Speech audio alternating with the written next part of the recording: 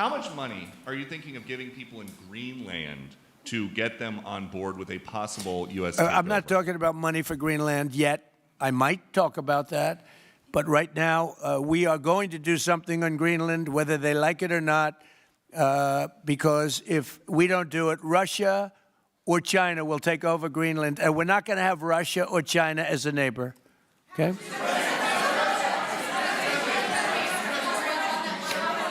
I would like to make a deal, you know, the easy way, but if we don't do it the easy way, we're going to do it the hard way.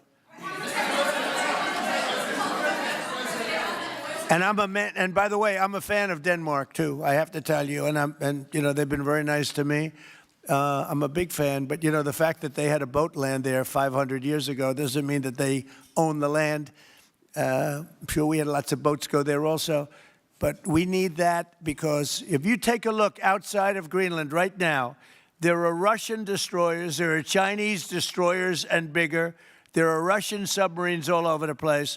We're not going to have Russia or China occupy Greenland, and that's what they're going to do if we don't. So we're going to be doing something with Greenland, either the nice way or the more difficult way. Please, go ahead, ma'am. Mr. President, why is it so important to you to own it when you have a military presence there, which you could expand to affect the security? Because when we own it, we defend it. You don't defend leases the same way. You have to own it.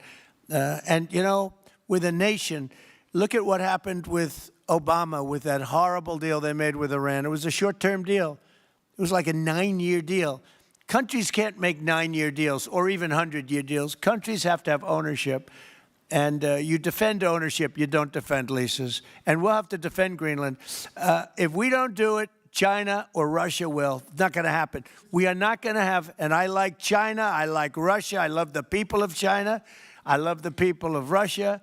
I get along very well with President Putin, but I'm very disappointed in him.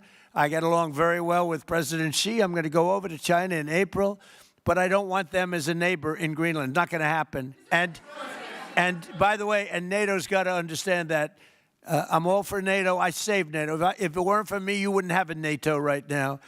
But we're not going to allow Russia or China to occupy Greenland, and that's what's going to happen if we don't.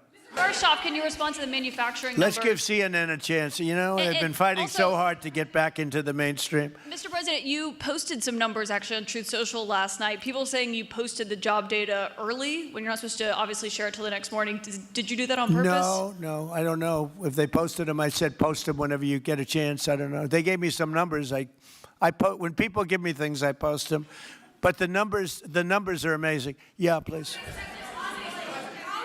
Administration plan to distribute the money from the Venezuela oil sales? Is it, obviously you say it's going to go into these controlled accounts. Yeah. Would it go back to Venezuela in a direct payment? Is it going through these goods? How do you plan to do that? Well, we want to make sure that Venezuela can survive. You know, Venezuela needs money, and we're going to make sure that they get money, and we're going to get money, and the oil companies are going to make something for the work they do, and they're going to get back their money.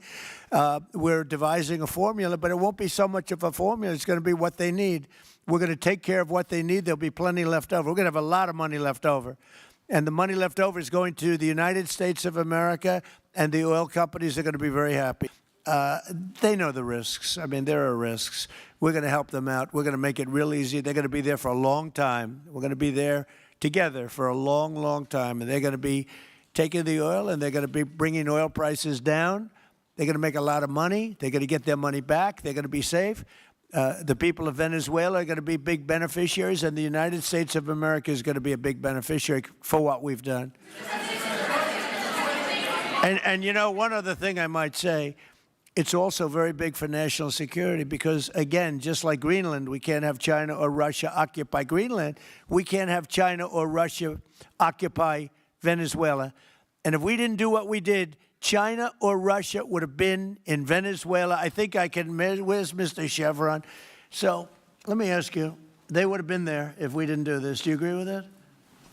They certainly have a lot of economic interests in country. There's absolutely no argument about that.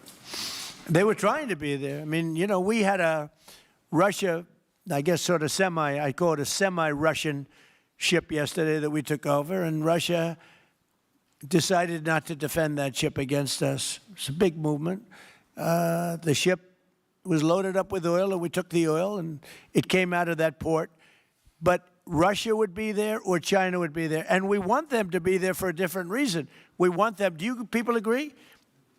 In particular, China, they need a lot of oil. Russia doesn't need so much, but Russia was there anyway.